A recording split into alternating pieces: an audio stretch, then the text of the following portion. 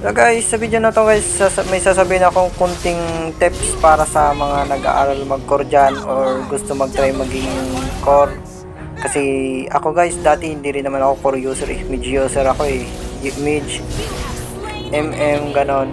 Tank, nagsusupport din ako guys. Pero nung nag-aaral ako mag-core guys, puro yun, nasanay ako. At sa pagko-core guys, hindi naman talaga dito kailangan fastan eh. Basta marunong ka lang mag-rotation, mag-objective, basta priority mo muna yung objective mo.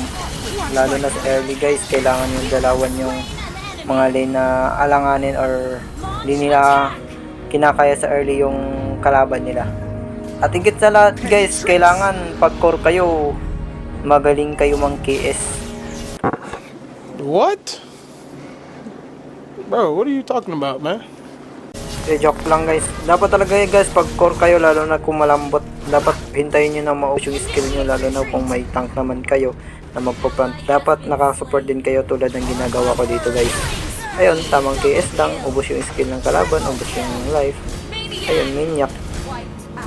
At yun lang guys, sana may natutunan kayo. At sana wag nyo kalibutang mag-heart and follow. Thank you! Victory!